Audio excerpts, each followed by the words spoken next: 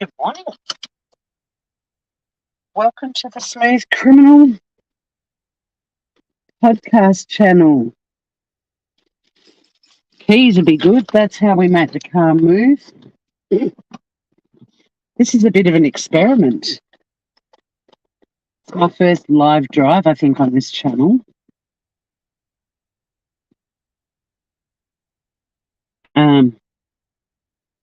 But, oh my God, cement shoes. I was just saying, this is a bit of an experiment because I don't think I've ever done a drive live on this channel, and I wasn't sure if anyone would rock up. Pip, pip, away we go. That's not just a barbecue just sitting on the street for the hell of it. Look at those clouds. Hey, Scout. It's hard rubbish week, guys, so when you see bits of furniture and shit on the side of the road, don't freak out. It's all going to be collected by our council during the week. This is gold. I wasn't sure if anyone would come in. What's she doing? Live driving on the YouTubes on Smooth Criminal, but I said I was moving all the crime stuff over here. And thanks for the comment made by a sub last week that had me in absolute stitches. I'm pronouncing it E-Cooter, but I need to check and see if it's E-Cowder or if I'm just saying it incorrectly, because being one of the OG Cooter troll group, my default is just anything that looks remotely like Cooter, I just say Cooter. But it might be E-Cowder or something. But we're going to be doing a series on the misunderstood empaths of YouTube, the YouTube true crime community. And I thought this would be a fun live just to get some names that I can whack on the list of because each one is going to get their own show. I mean, I'm happy to get the ball rolling and put Bullhorn Betty straight on there because typical morning getting ready to go to work, big crap, but always do a quick bounce around, see what's happened while I've been sleeping. You've just finished food shopping. Do you like food shopping? Some people find it a chore, other people love it. I love it when it's at a market and everything's all beautiful and the way it's all set out and stuff. But I can't stand it if you're in like a supermarket and you've got people that are just blocking aisles with their trolleys and moving really slowly, and you only need to get 3 things, and for some reason you've gone into this friggin' gigantic supermarket each with 300 people to get your 3 items. Snap, yeah, if it's not crowded. Yeah, I pick my times too. I know exactly when I can go to my local supermarket's only like a fortnightly shop for me. It's where I get stuff like Sunny's, one of her, or both actually, of her food, her kibble and her wet food, I get from there. And also some cleaning stuff, like dishwashing liquid and things like that. The little shop down here doesn't have a lot of the brands of things that I prefer to use. Garbage bags, all that kind of stuff. So I did, and even, 10 kilo bags of rice or big, 10-litre tins of olive oil, that sort of stuff. I often get from supermarkets, as long as the olive oil is a good Italian brand.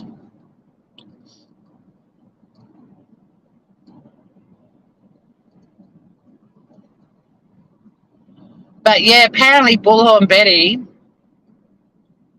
the greatest empath I've ever seen, fuck me dead, because one of the victims of that horrible the murders in Idaho, was allegedly following the Chronicles of Olivia, whatever the freak her channel's called. Bullhorn Betty's, asking for thoughts and prayers because this chick followed Chronicles of Olivia, she would definitely know about Bullhorn Betty. And it's, one of them, as she keeps saying. She's one of us. Oh, my God, like any fucking tenuous link to anything, even no tenuous link, in fact, and she'll make it all about her. As if she wasn't going to pounce onto that story anyway. And the horrible thing about that story, well, other than the fact that it is that story, which is horrific and the worst thing about it, so many names are being filtered out and leaked onto YouTube and other social media platforms, and we can already see people are going to start harassing and hounding these innocent until proven guilty young college students in particular, and we're going to see a repeat of what they did to the teenagers of Truckee with Kylie Rodney.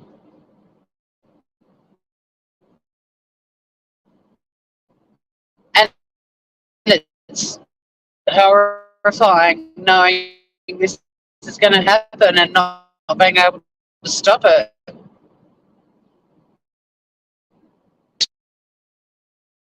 To her anytime soon. Well, actually,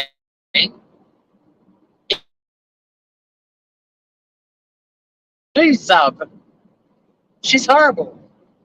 But for the purposes of this live, she's a misunderstood empath.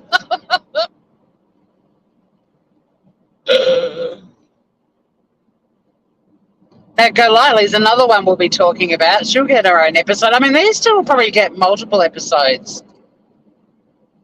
It's the only kind of multiples they're going to get. I'm a cheeky on a Tuesday morning, Grievous. Yeah, they're a team. They're a team. They're part of this team called Heels on the Ground. But I follow Heels in the Air, who does little bites of YouTube fuckery and calls this shit out all the time. So personally, I'd be just subbing to Heels in the Air because she sits through all this shit for us and clips the best bits. And then you don't have to give Bullhorn a view or Molly a view. Now, Molly's also a misunderstood empath of YouTube.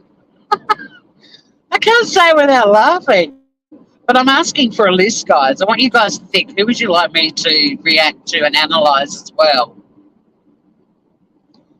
But Molly also pointed out in a Heels in the Air clip, she's my go-to for everything to do with this part of the non-true crime. I'm trying to think of a name to describe them apart from tragedy pimps.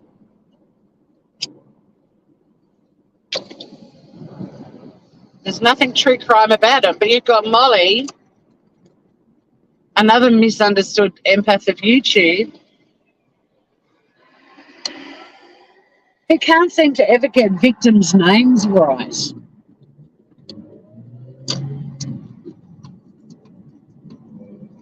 Cooper, she's a misunderstood empath too. I don't know if I wanted. Well, actually, I don't mind calling her out. I was going to say she's been a bit of an asshole. So to one of our beloveds, and she's doing some pretty spurious shit at the moment on YouTube, and she's also playing the victim. The generalizations, like it's always my fault. It's always me that's the bad guy. God, I hate those generalizations. Oh, I just used the word hate. I don't feel that. What I dislike. But yeah, another really dislike is not only does Molly get the names of their kids wrong, but have you noticed a lot of creators, when they get fired up about something, they use the word fucking, and it's often right in front of the name of the victim they're allegedly seeking justice for. I'm out the front of this house fighting for the rights of fucking Quinton Simon. Have you noticed how they say it like that? It's so revolting. I'm just doing this for my fucking son. Like the way they talk. There's a time and a place for fucking. Now I get that's what she said. I get called out a lot by sort of wokey, politically correct, uptight, often highly religious, or just very Christian. Usually Americans have an issue with my potty mouth. I get it. I swear like a truckie. It's not my fault. If my grandmother swore like a truckie, she was a truckie. We don't blame her. But the point is, I don't use it. I don't swear in inappropriate places. Like, I use it sometimes to fill a gap when I'm talking, or I use it for emphasis. But I don't use it in front of a victim's name. Gore crows. Oh, I like that.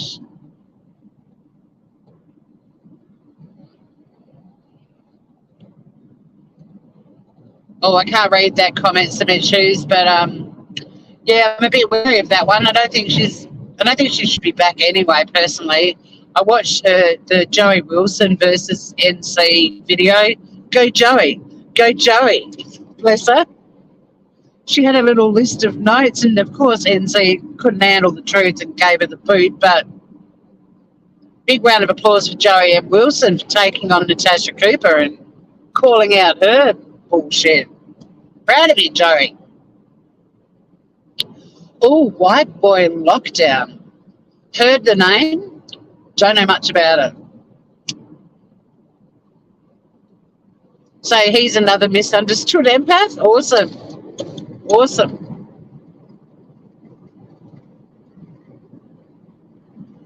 Oh, of course, yes, AD, definitely. Yep, thank you. I mean, a lot of the creators in the what I am temporarily calling the dive bar true crime community, i.e. everyone who sort of discovered the YouTube world of going live because of the Chris Watts case, and we all started out in that dive bar, and a lot of us have moved on to the upper class gin bar in the middle of the city, but heaps of them are still swanning around out on the fringe of the city in the dive bar. But there's a lot of creators in there that would be considered credible or, pretty good at what they do, despite the fact they're still lurking in the dive bar, who are also misunderstood empaths. Like, I'm happy to call them all out. They don't all have to be arseholes. But of course, the arseholes will probably get way more attention. But you have to look at some of the creators that are also considered to be okay at what they do.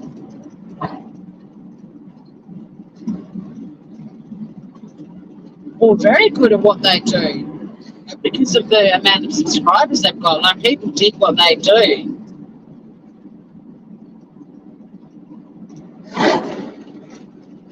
For example, that Christina Randall girl, who I think it was you, Cement Shoes, who reminded me of her name the other day,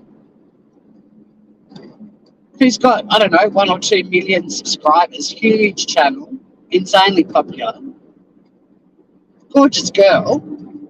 And to be honest, like, there's plenty of YouTubers who succeeded just on looks alone. You don't even have to really do content if you're a knockout. But, when the day she said that when they announced Kylie Rodney died by accidental drowning, and she said she was sad that was the outcome, because clearly she wanted foul play, right? Because that's where she'd taken all of her subscribers, down the foul play road.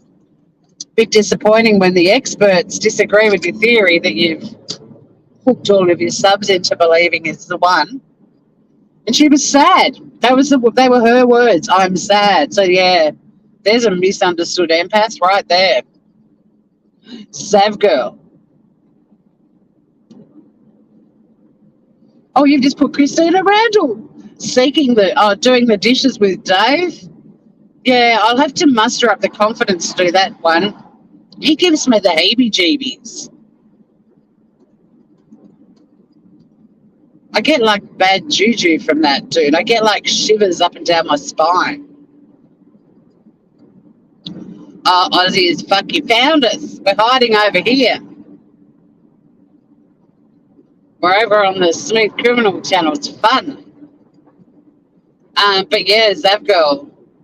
The real issue with Zav for me is I just can't stand her lack of accountability or responsibility for anything. Like, she thinks she's got this cutesy, oh, I don't know. I'm confused. Well, turn your fucking mic off. Do some research. Form an opinion. Use the facts to back it up. Speculate using the facts. But as things in this speculation get proven to not be relevant, then you put a line through them and you revisit.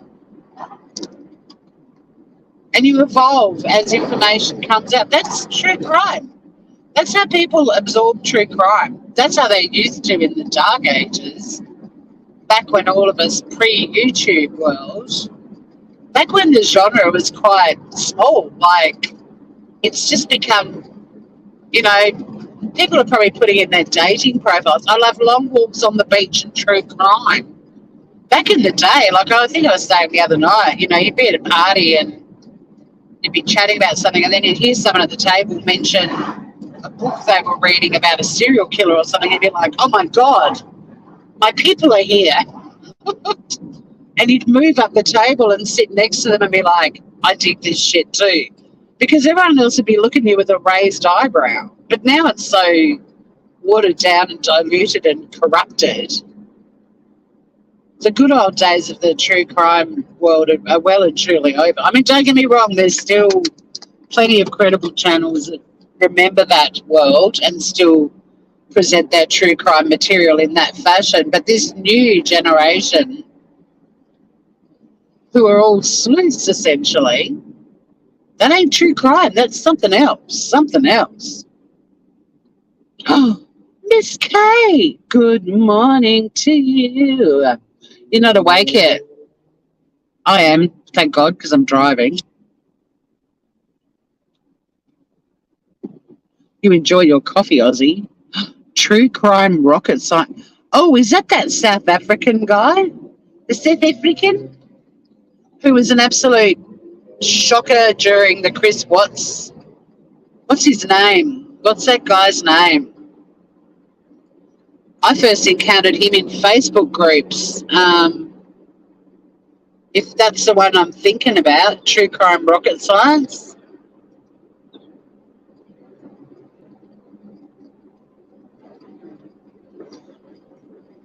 Shit, what was his name? What is his name? He polarized everybody. And he was always making out he had all the verified information before anybody else, and he was just essentially full of himself and telling the YouTube world he was the greatest true crime. I think he even infers that in the opening of his show. If we're talking about the same dude, but God, yeah, he was really polarizing, and especially in the Facebook groups before we all migrated to the YouTubes. Although I was already on YouTube, checking out Grey and going, okay, look, interesting map pinning going on here, but also might not off to you. This was before he really went down the "you're so mean" road. I mean, he was still an asshole at times, but he didn't, flout it like it was something to be proud of. Like, he just was an asshole, and you'd be like, oh, Grey's in a bad mood. But now it's almost like his it's his shtick, he's almost flouting that. But anyway, I found him a bit snoozy and a bit, I don't mind cocky, because, I mean, you listen to his show and some of the people that call him, they'd flip my tit too. But I'd probably be a bit nicer in how I spoke to them. I'd use sarcasm gently. Oh, it's a different dude, or are you talking Vanderleek? Is that the true crime rocket science guy? Okay, well, there's another guy from South Africa. What happened to Sally Spencer? Is she still around? Speaking of South Africans. Oh, she's not. She's African. I think she's Zambia, maybe? Nick Vanderleck. But is that true crime rocket science? I've got to try and remember this other dude's name. But like I said, it was more Facebook that I was aware of him. But yeah, he really pissed a lot of the creators off when they moved to YouTube. And then I stumbled into Molly Golightly with about 3,000 subscribers and heard her say within a minute of walking in there that she didn't like Australians. Every Australian she's met is a bitch. And you know what the funny thing is? Don't get me wrong, there's bound to be bitches in Australia. Of course there are. There's bitches everywhere. But her bitchiness, the level of her bitchiness, I've never known anyone in my life, Australian or otherwise, to be bitchier than her. Like, she's a mega bitch. Mega bitch. Yeah, I said it. You're a mega bitch, Molly. She's gotten worse. But back in the day when she just had absolute train wreck meltdowns, it was just one of those things you're like, who is this absolute nutbag? But then she started to be really destructive and vicious and super bitchy. Yeah, Australians call her out. True. But I remember her saying that she, in her travels, every Australian she'd met was a bitch. And I kept thinking, well, like attracts like, lady. None of the decent Australians want to go anywhere near you. You're our worst nightmare. I mean, the plastic surgery boob job thing is now very much happening in Australia, but it took a long time for it to really take off here. And there's still heaps of parts of Australia, like where I live, where if you see someone who's had work done, they stand out, they look like a freak. But if you go up to Sydney, every second person looks like that these days. But there was an element of her too, just that fascination for me, like, whoa, it's Jocelyn Wildenstein in the making. Who's this woman? Oh, yeah, Voices Behind the Wall. Now, who keeps mentioning her? I don't know much about her. Cher, whatever her name is. I'll look into her too.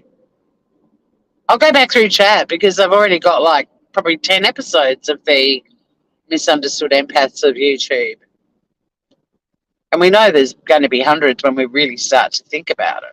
And I don't mind if they're people we like if there's still a bit, full of yourselves. I mean, in my opinion, anyone qualifies for this series if they are covering any sort of crime and not once express any concern for the victims or picture how horrific it would have been. I mean, the Idaho murders, it just, as soon as I saw it being announced, I was like, oh my God, people are going to have a field day with this one. And they are. And you just hear all these comments and like people are adamant, there's no way only one person did it. But then if you get onto the history books, there's plenty of solo murderers who've taken out numerous people in one attack with a knife. They just get so fixed in their thing. And what I wanted to say was, like when you used to watch a crime show back in the day, they'd have like a whiteboard and they'd have all the photos and maps and things and little bits of string connecting it all. And then, they'd follow a lead and then they'd realise that lead had a bulletproof alibi, whatever. So they'd be taken off the board or there'd be a line put through them like they're out of the picture. That's how you consume true crime. That's how we used to as a community pre-YouTube, like on Web Sleuths. It all had to be fact-based. Our conversations had to be fact-based. You could speculate, but it had to be relating to facts. You couldn't just start throwing your own info willy-nilly into the discussion. If it wasn't fact-based, you'd be told to be quiet, essentially, or if you did it repeatedly, you might even be timed out. But it's okay for people to speculate, but use the facts as the framework. The number of creators that are all so arrogant, though, there's absolutely no way there's more than one perpetrator. It's possible there is more than one perpetrator, but it's also very possible one person acted alone because plenty of murders involving multiple victims have been committed by one person.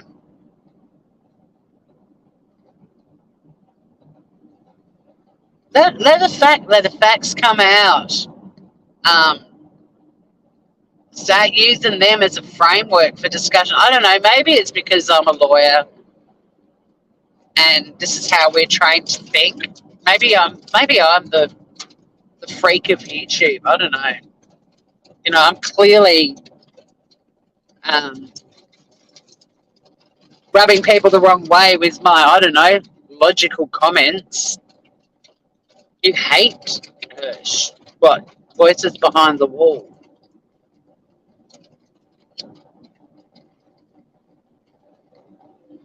Her name certainly pops up a lot for all the wrong reasons.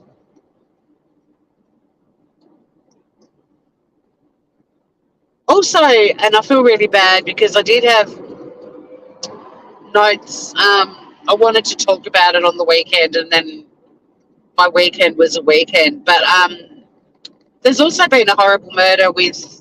They've got the guy who did it. The three. Were they? I probably shouldn't have brought it up because I've drawn an absolute blank. Shady Man sent me the link. It was like it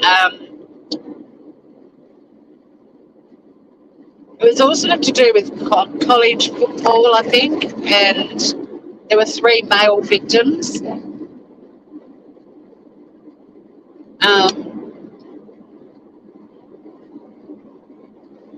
I can't even remember the state in the US. Is anyone covering that? I guess because they caught the guy. It's not interesting to people, but I just found it really weird that all the victims were African American, and it happened the same week as the Idaho murders, I believe. Unless Shady Man sent me an old link. But I remember at the time thinking, haven't seen anyone. Sorry, it's pretty loud at this part of the road. The ACCC. So is that University of Virginia?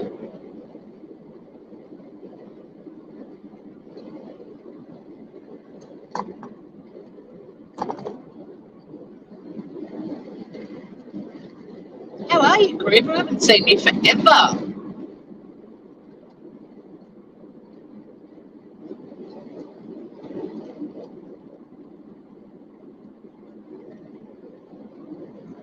Yeah, I was going to punch that into the YouTube search bar and just see if many people have discussed that. Like, why didn't that story matter? Oh, it is the Uni of Virginia. I'm good with I still remember all the abbreviations of the states for the most part. I still get a few of them wrong.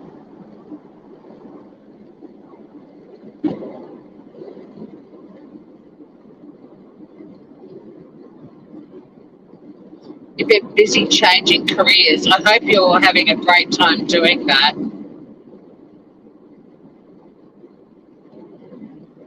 God, the traffic's been so light. I keep going, is it actually Tuesday? Am I meant to be going to work?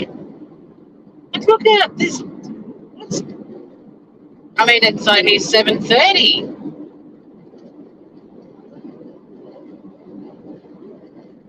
We'll be having a good chat in the car park, Groovers. Got to keep building this list of the misunderstood empaths of YouTube. Doesn't have to be true crime people either. Like if you've stumbled across a twat muffin who, I don't know, does DIY videos or cooks, just seems to be a lot of them in the false crime community.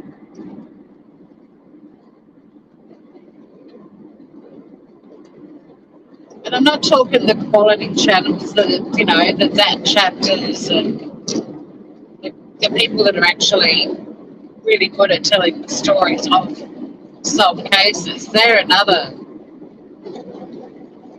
genre entirely. group. But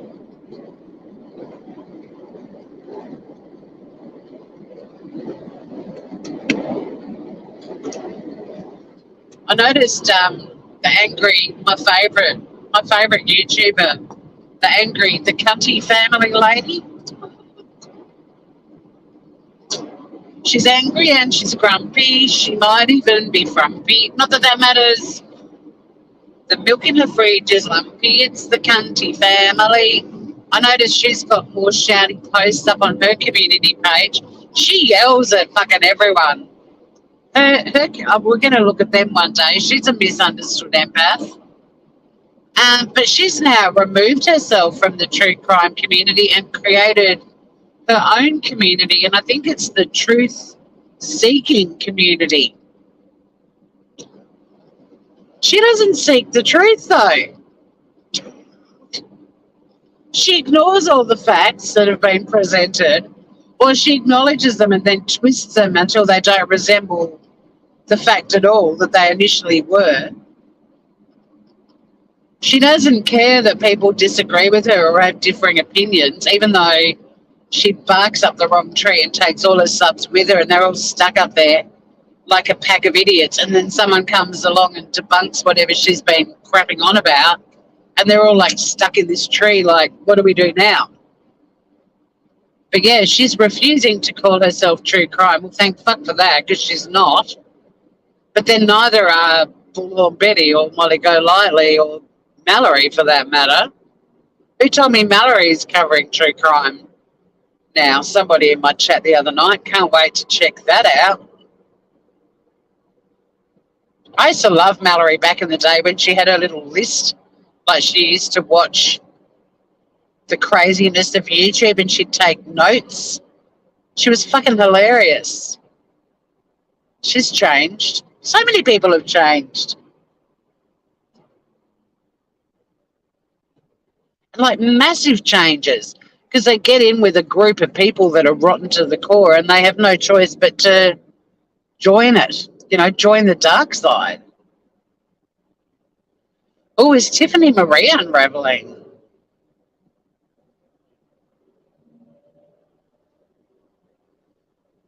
Oh, it is a shit show. But they're misunderstood empaths, CCC. Don't you know? What a shame that fucktard you and I sort of connected at the time we met and got to know each other. You know the man I speak of, and I use the word man loosely, but what a shame he's still not around. He definitely belongs in the misunderstood empaths of YouTube.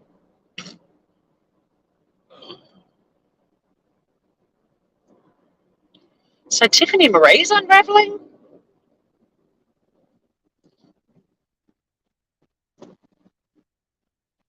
I mean, we could put absolutely every YouTuber imaginable on the list who's ever been called out for being an asshole and doesn't have the humility or the decency or the balls to admit that they were dickheads and apologise and move on. They all, aka Laura, they all sink in their heels and I'm not apologising for that. It's like, well, you could, you should. Sometimes you do cross the line, and a bit of humility goes a long way.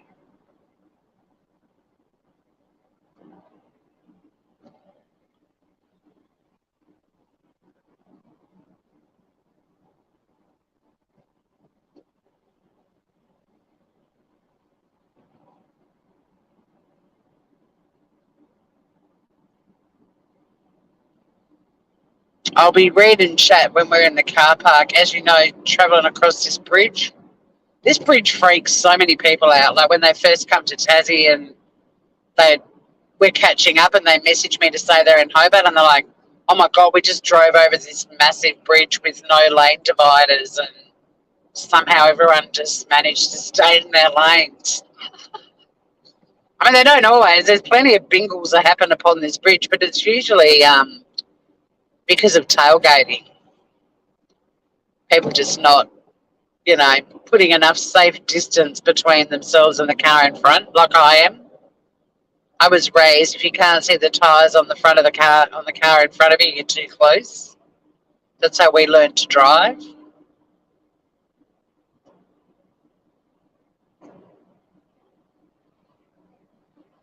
And also the weird thing is the lane to my right is usually the outbound lane. Like outside of peak hour, traffic's normally going the other way. So that car that's just passing me now, it's like, you're in the wrong lane. And it's really weird because there's a divider up here. And then they keep going in that lane with one lane of cars going the other way. And it just freaks me out. I can't be in that lane. It bugs me. I've been stuck in it a couple of times and I'm like, I don't like this. See how they're on the other side of the barrier going in and normally they'd be going out. Like, it's brilliant traffic management. I just can't be in that lane. It gives me well, I can, but it's not fun for me. I like it. I stick to this lane every time and have a smooth run in. But yeah, it just feels so weird. And there's only like, I don't know if you can see it or not because you guys get a panoramic view, but there's only like this little orange and white bendy post every, I don't know, 10 feet or something. Like cars can, maybe 20 feet, cars can easily swap lanes. I don't know how, but yeah, it's just one of those, not a fan.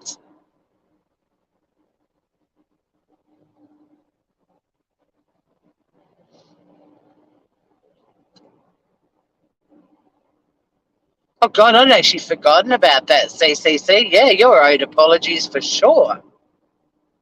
They don't do it, though. That's what sucks, too. There's no conscience. So many of them call something out. They jump the gun without doing their research. You know, innocent until proven guilty doesn't exist on YouTube for the most part. So they call somebody out, and then as time goes on, they actually find out it was somebody else, but they never go back to the person like you who was being blamed and accused and apologise. They're like, oh, well, we fucked with their heads and their lives, but, you know, it's water under the bridge now. How many creators go, it's irrelevant what happened 2 years ago? No, when you falsely accuse someone of swatting people and then down the track you find out that they didn't, you owe them a massive public apology. And they say, oh, you know, I don't want to talk about something that happened 2 years ago. But then in the same breath, they start whinging about something that somebody said about them 2 years ago. And it's like, well, what is it? Which one is it?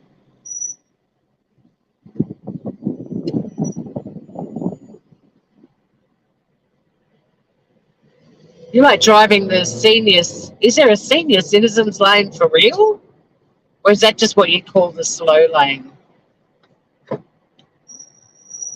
I mean, we don't really have a slow lane per se, but we do have keep left unless overtaking. So, I mean, not now that we're in the city, but when you're on a highway, if you're going to be doing senior citizen speeds, you generally stay on the left-hand side so that other cars can overtake you. And we've even got like little slow lane, like little pullouts where people can, if they're really tootling along, they can just pull into the slow lane and let everyone go. They're only like short little side lanes, but they're brilliant.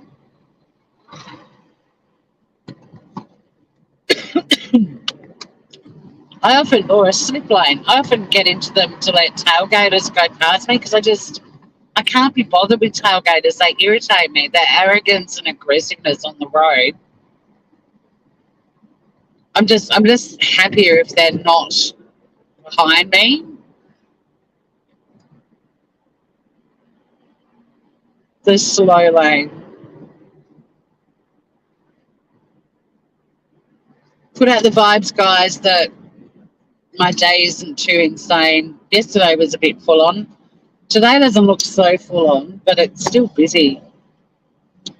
But I can't believe it. Like, it's nearly December. We've been chatting about what day the office closes at what time. Well, we'd already worked out the day, but the time. I mean, I'll be in Singapore in just over a month. Like, it's crazy.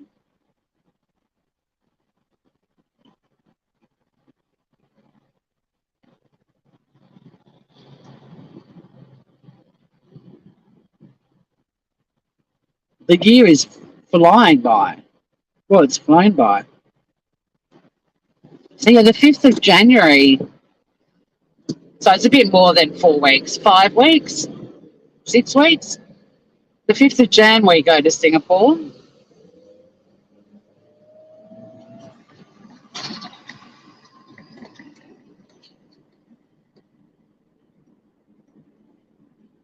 Thanks, Scout.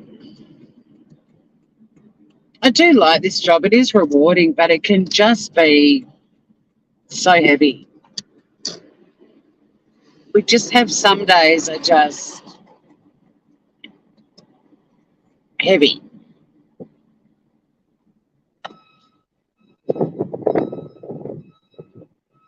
Because at the end of the day, lawyers are problem solvers, and so everyone we speak to has problems that they need solved.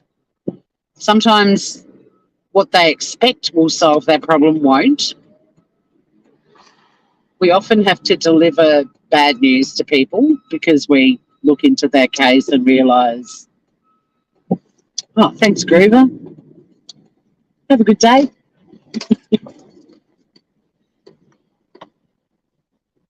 Same to you, Dale. God, I love me Aussies. There was a pedestrian who let me go because there was a gap in the traffic. So what a thoughtful man. Because usually you have to just stop, and then when the pedestrians finally cross the entryway to the car park, all the cars that were coming are now coming and you're stuck again. Maybe that was the positive vibe. I might still have a really hard day at work, but a pedestrian was good to me. Do we park here for a change? No, let's go down. Let's go down. God, all the spots fill up so much. Jesus, good dude. Someone's got their lights on by beam. I'm like, that's a bit bright. Here we go, guys.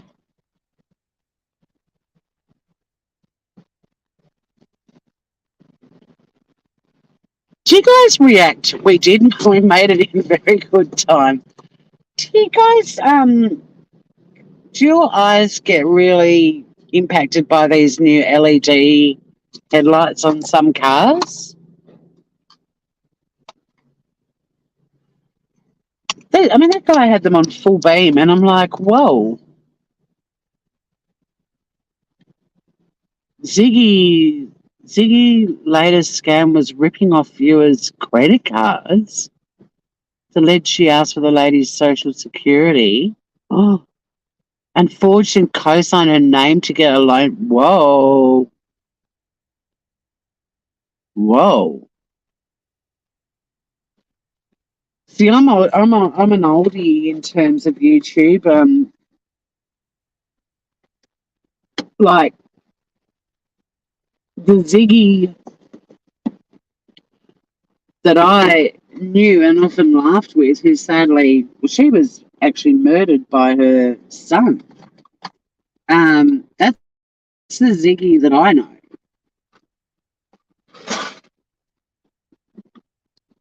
I used to love her when she was in chats because she was just fun and funny and, there for a laugh, despite a lot of issues that were going on in her world. And sadly, those issues, some of them, ended up leading to her being murdered. It was horrible. But yeah, I don't know the new Ziggy.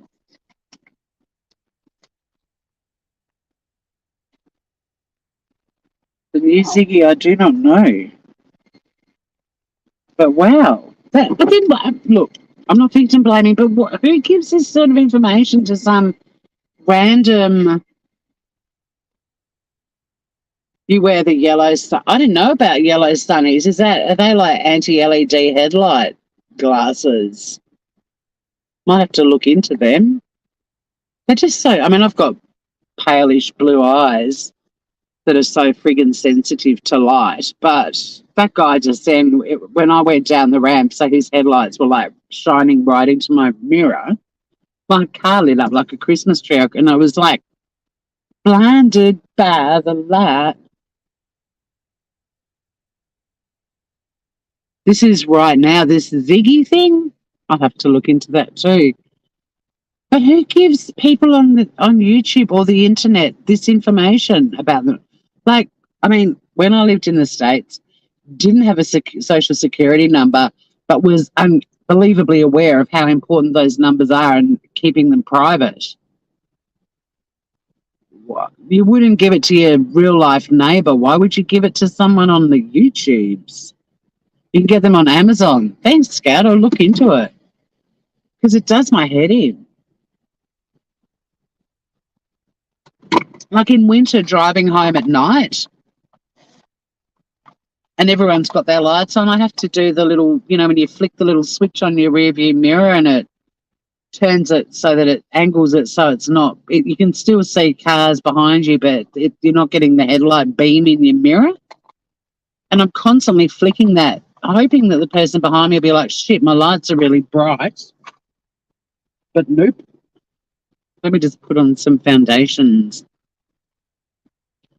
Watch AB. It's a quick watch. AB.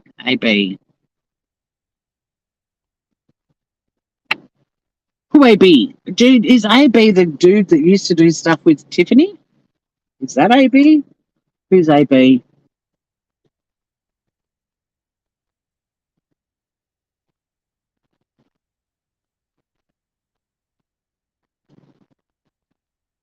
There's so many people I don't know.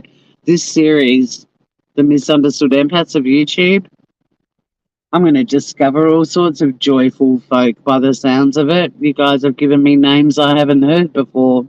Or I've heard, but not. Like, I know that that True Crime Rocket Science person, the name of it. You guys didn't verify, though. Is that dude a South African? Or maybe you did. I just didn't see it because I was cruising down the highway in the non-existent sun. How bizarre. I'm using a different foundation to the one I normally use, and it takes a little bit more time to get coverage. Not that I don't do foundations that cover. Like, you can still see my freckles through my makeup. I like that kind of look. There's many who would say that I shouldn't do this look, but I don't care. I prefer my face to look like it looks than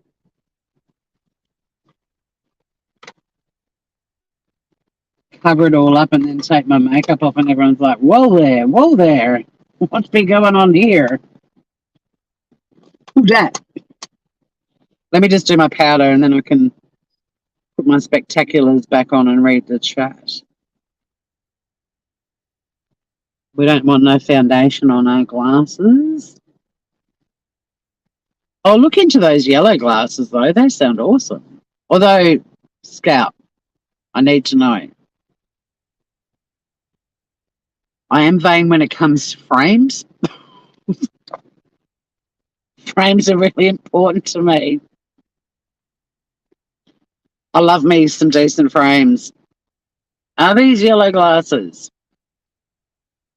Do they have decent frames, or are they all a little bit like Cancer Council sunglasses that are obviously the best sunglasses you can get, but they just don't look great?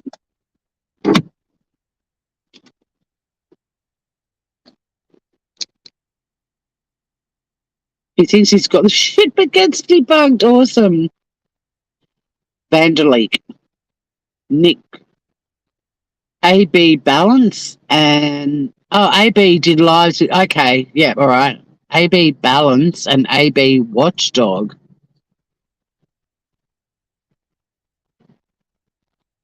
Yeah, me too. I get panda eyes. I often in summer, because I do actually take makeup off. I don't wear it that much. I do, for the most part, take it off when I go to bed, but because I wear mineral makeup, it kind of gets absorbed as the day goes on. And often when I get home, it doesn't look like I've got any left. But even if I do take my mascara off, there's still more mascara in the morning. And I often go down to the beach and I wash my face, but I go down to the beach and have a swim in the morning and then come back up the hill and I bump into people I know and they're like, are you okay? And I'm like, yeah, why? And they're like, oh, it just looks like you've been crying. And I'm like, oh, fuck, I've still got, it just doesn't come off. And I don't wear them. I mean, I put 2 layers on my top eyelashes. That's it. I don't put any on my bottom eyelashes. But it seems to be this never-ending downpour of mascara. Or like, I'll go to the shops and maybe even to the gym, and then I get home and I look in the mirror and I'm like, oh, panda eyes. And I buy decent makeup remover and eye makeup remover, and I don't wear waterproof mascara because that's really hard to get off my eyelashes for some reason. But it just seems to be this never-ending Alice Cooper. How is Alice Cooper, by the way? Mummy Ramblings. How's she doing? Is she a misunderstood empath? Is she even still around?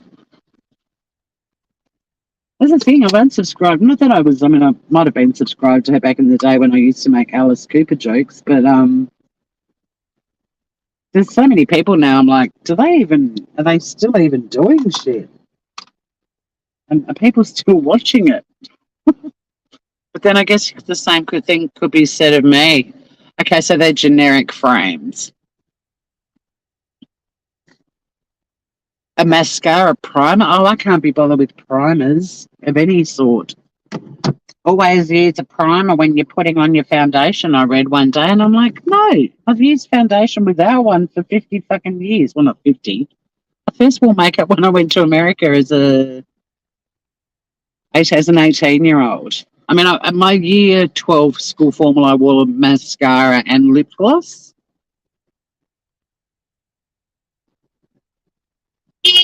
But we also weren't allowed to wear makeup at school in Australia. Well, not my school.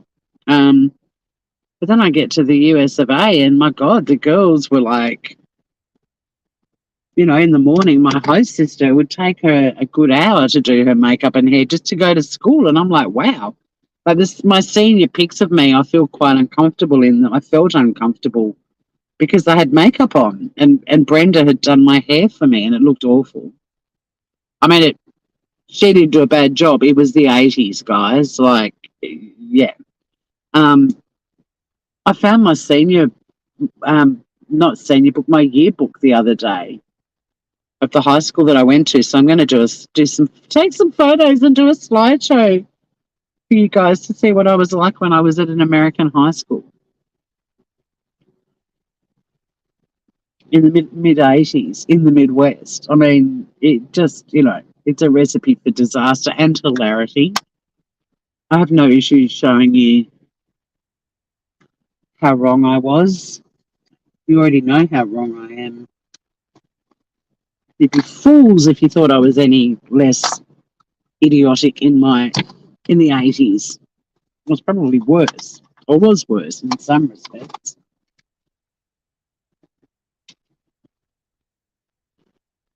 NRB's still around. A lot of her people left her. They said she was very mean to them, and they left her. Oh, the Ramblers.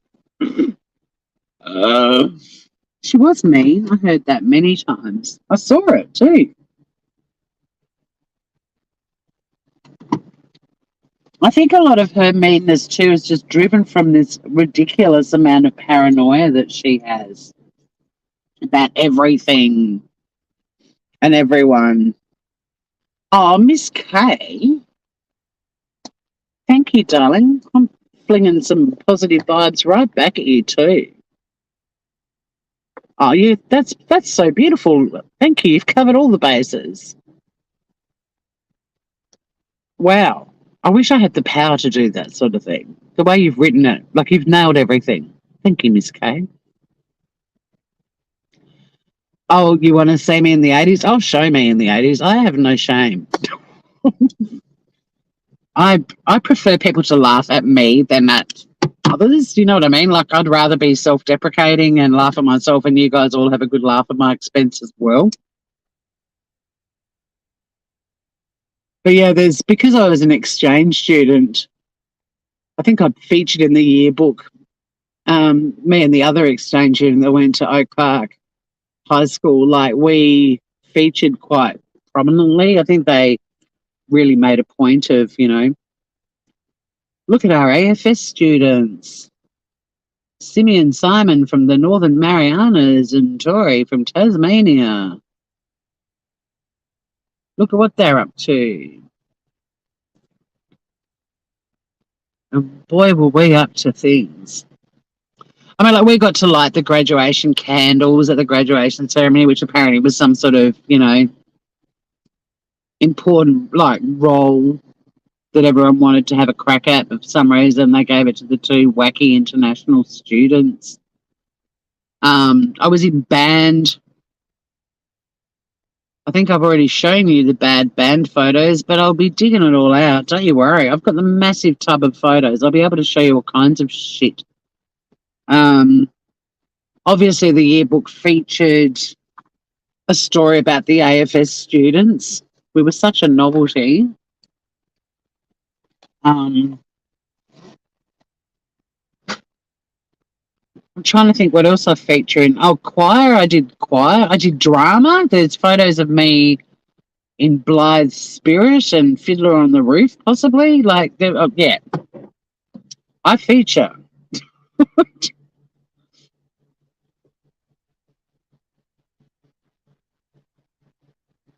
Oh, thanks, Ozzy. Yeah, look, what it was I couldn't get out of a funk. I lost a friend, as you probably know, or many of you know, and another one. And there was just a period at work that was really bad too. And I just ended up in this blue funk and I couldn't get out of it. And then I started, as you often do when you lose someone you love, analysing my own life and thinking about where I wanted to make improvements and where I needed to. And the thing is, with YouTube, like, Better Call Tour just became sort of the channel that was my go-to for anything I was doing. Whereas I created these other channels that hone in on my interests, i.e. true crime and cooking.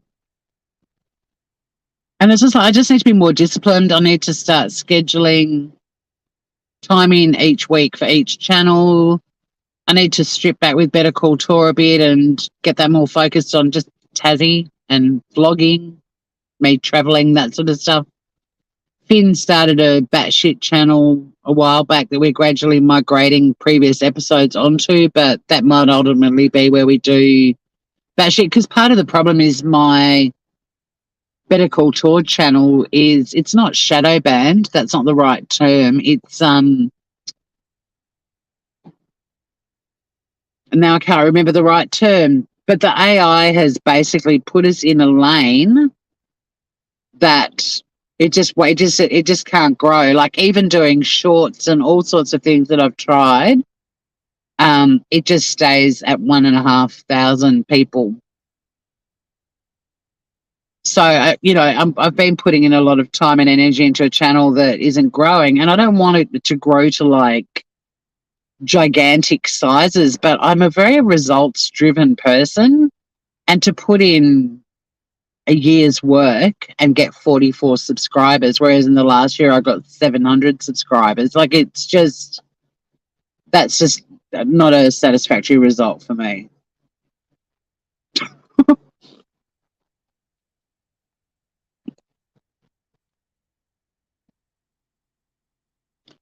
This is your life. You can. Oh my God. If I did a live one night just pulling out photos from my box of photos, you'd just be horrified. Bring out the hairdos. Fortunately, I didn't do big hair like oh my God, the girls at my school in the Midwest. Woohoo! But they also had products and things that we just didn't grow up with. Like, they had, curling wands and curlers, and they were more girly. Like, I mean, I grew up on a beach. Didn't do makeup. Had beach hair, which now a lot of my friends have bought curly things that give them the beach hair that I wake up with. Whereas my neighbour's got the curls that I want, and she wants the straight hair that other people have got. We're never happy, are we? I mean, I love my hair. Don't get me wrong. It's one of the few things about me I genuinely do love. But yeah, when I went to the Americas, when I went to North America, I was like, They all had mirrors with lights around them and shit to get ready. I was like, it was just a different world.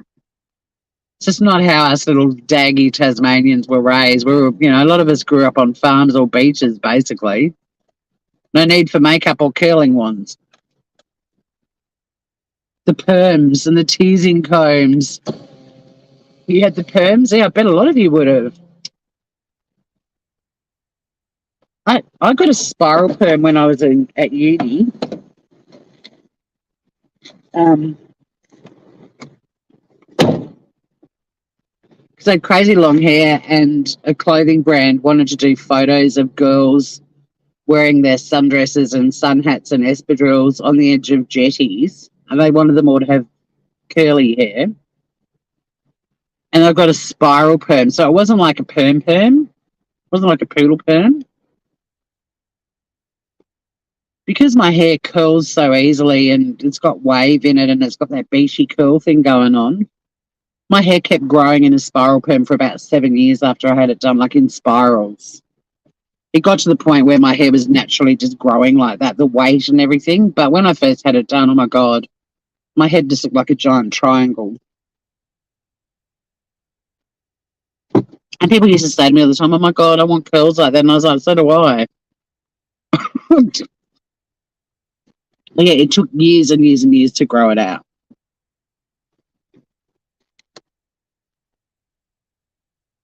Oh my God, people chat about Aquanet, or Freeze It hairspray. You got it for the blue light disco. The hairdo, do you mean? The blue light discos, weren't they fun? Did you guys have them in the States, blue light discos? That's what the police used to put on these discos, basically, for young folk, which is why the blue light, that's a reference to that. The perm, the spiral perm. Did you have a spiral perm too?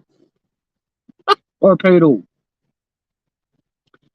And yeah, the police organised these sort of dances for the young folk and they'd supervise. So the parents were like, we're sending the kids off to the blue light disco because there's cops there. They're going to be safe.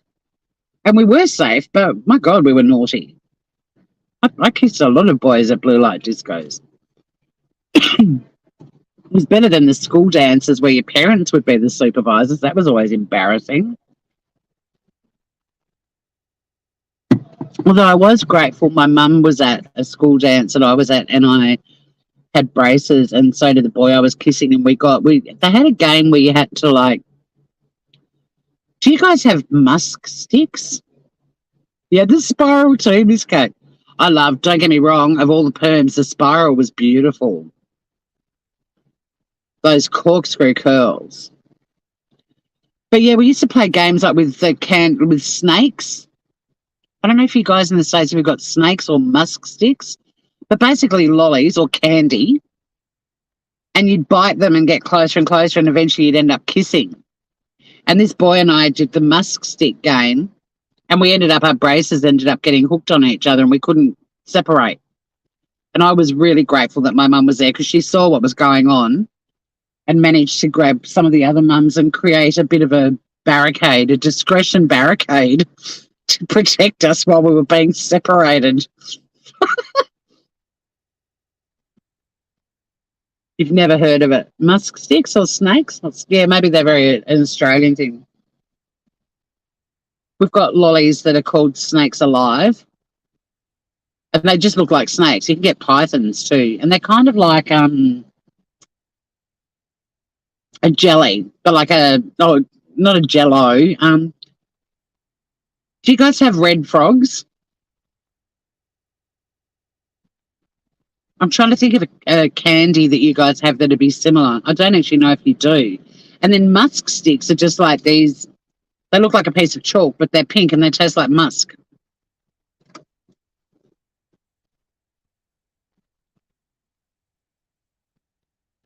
My sister's friend was an apprentice hairdresser. Oh, so did she do it? Yeah, my friend was a hairdresser at the time and did mine. It took about 9 hours, or no, maybe it was 6. It was like a day. I was in the salon for a day. Better Call Saul's the best unknown channel on YouTube. You really should have heaps more subs, but people can't find it. It is frustrating.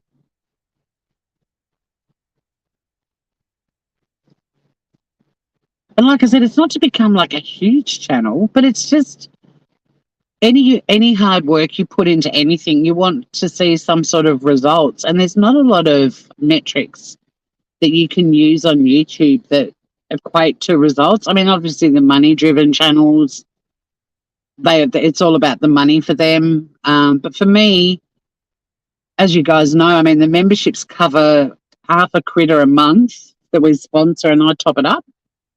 And but for me, growth is just getting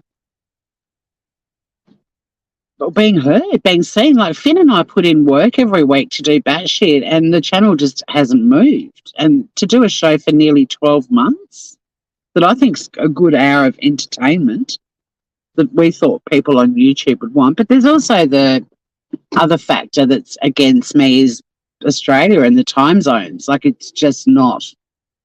If I didn't work, I'd be able to pick times from the metrics or the analytics I get in my channel to go live when the bulk of the people who follow me are active on YouTube, but it's still the same crowd.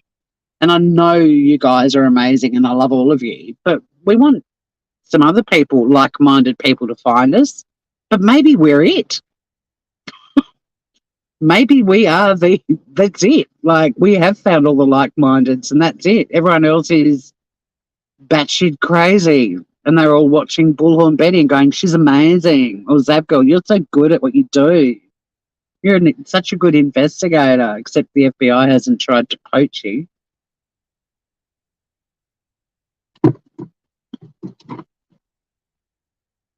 Or Duty Ron, who started out the same time I did, and he's now got this massive channel. Duty. We say duty for starters, but he doesn't even say duty. Duty. I can't even say it now the way you guys say duty. He's like duty wrong. But yeah, he was all for the foul play theory for Kylie Rodney, which really surprised me too. You've got musk stick or natural toilet spray. Oh, yummy. You had musk sticks with the kids yesterday. They're yummy. I'm trying to think of a candy you guys have that is a similar consistency to, because then we've also got jelly babies, but you don't have them either. They're sometimes I have them in my car, a bag of them to snack on, but I don't at the moment. Like I'll have a bag of snakes or that natural lolly company stuff for when I'm doing road trips and things. You just need a candy to chew on. But yeah, I'm trying to think of an equivalent. I don't actually know if you guys even have that sort of. I'll buy some and I'll show them to you the next time I'm live, and we'll see if there is an American equivalent. I mean, it's been a long time. Well, actually, I went to Hawaii in 18. I don't remember seeing anything similar, but then I wasn't really, hanging out in the candy aisle. And if I was, I went straight for anything Reese's. I mean, we get Reese's here too, so it wasn't a novelty. It's just what I like.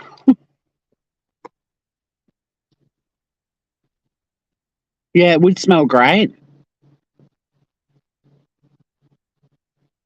Today you came on and no, today's the normal time for me. I usually go live at around 7 because that's when I leave for work. All in all, we're just another brick on that wall. There's a little bit of graffiti up there. I think it says Craggy. Why do Americans pronounce Crag? That's another thing that's weird.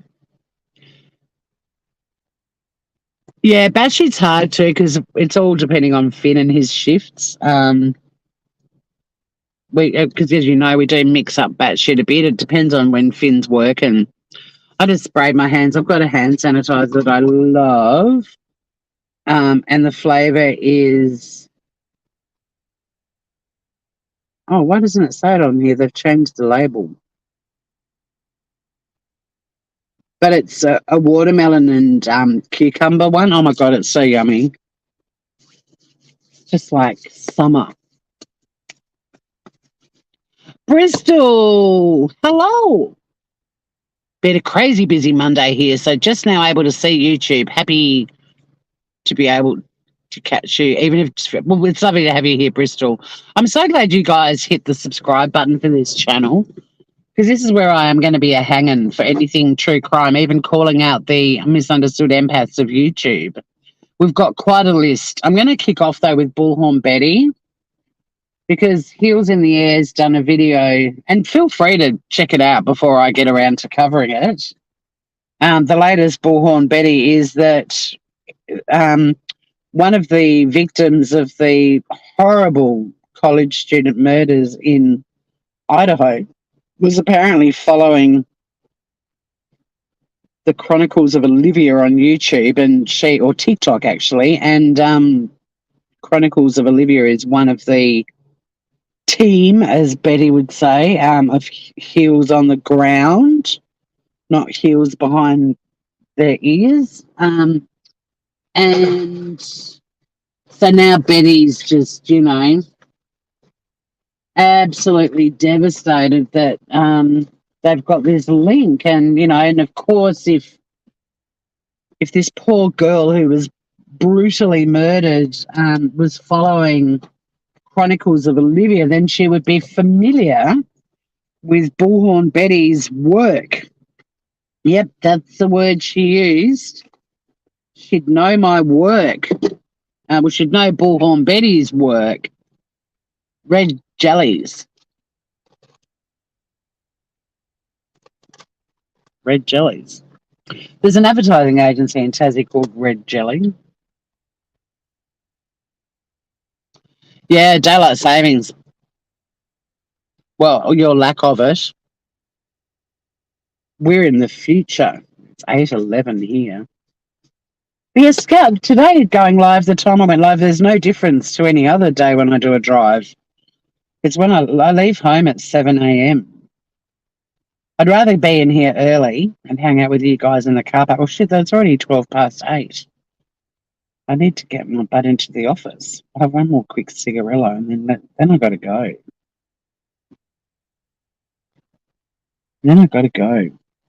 Yes, I do smoke in my car. It's a beach jalopy. I don't care. It's not called it's not called the flying ashtray for nothing. Can't have a name like that for your car and not live it. All right, sunnies for later. And I worked from home yesterday, so I've got to take my little suitcase with all my officey stuff in and set up my office for another day of helping people, giving them advice based on the facts of their claims and cases. Oh my God, why? You can't say that and then not say why. Oh my God. Are you talking about Bullhorn Betty? If you haven't subscribed to Heels in the Air, please do. She's great. She does little snippets of YouTube fuckery. She sits through all the bullshit to clip all the stuff that we need to know about without having to watch these twerps. Yeah, she's going to be episode 1 of, well, not part 1, because today's part 1, which is getting the list. It was good to see you too, Scout. Be interesting to see if this channel grows. Like, maybe I'm just not that worth listening to, I can accept that too. That could be the reality.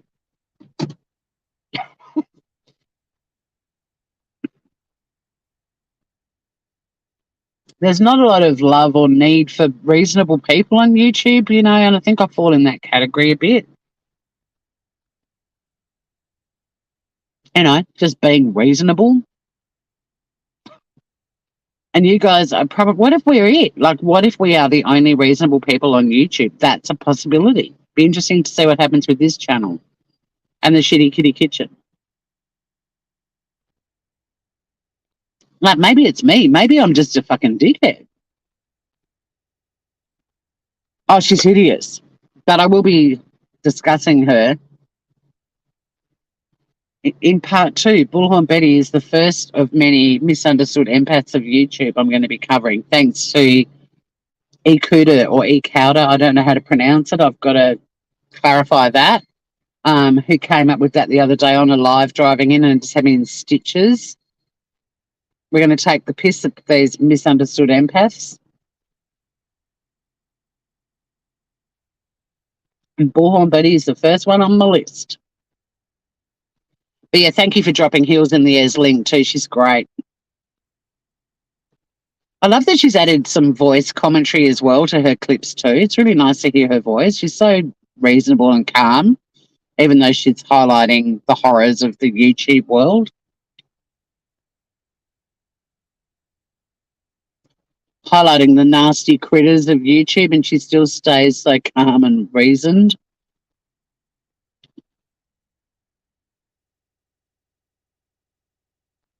Put your heels in the air like you just don't care. I like this channel's a little bit off the radar at the moment too. Like you groovers have come across.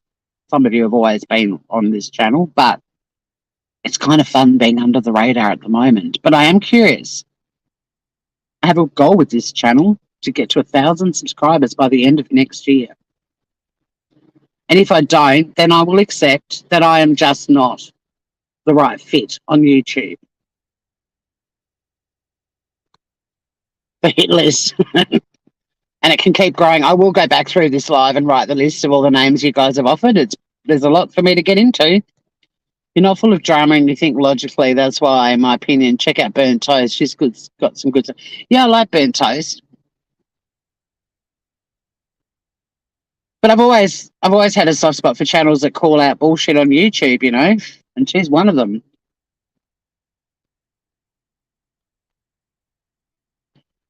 I think she's been like constantly flagged and reported by that horrible Jonathan Lee Richards turd. He's another one. I'll take him on. I want him to sue me because he sues everybody else.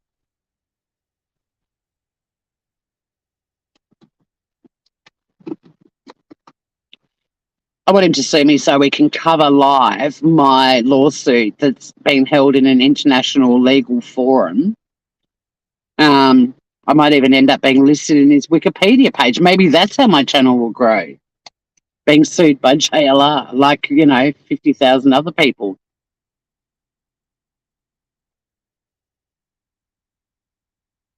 And I'm not saying this about Burnt Toast, but even the channels that are calling out other channels, some of them are still fuckwits too.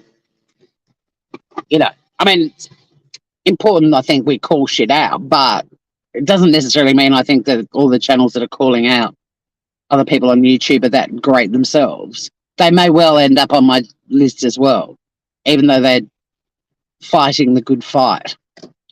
You're a lovable dickhead. Seriously, it's not you, because it's getting your channel out there so people can find you. Yeah, well, at least with this channel, because whatever's happened with Better Call Tour, at least with this channel, I can do all the things and see if it works on this one. Because I think this one's it's just got small subscribers because I haven't really done a lot on it. I mean, don't get me wrong, I love the 300 plus I've got. I'm proud of that. But I just feel like it's probably better to have a crack with this one in the Shitty Kitty Kitchen and just see.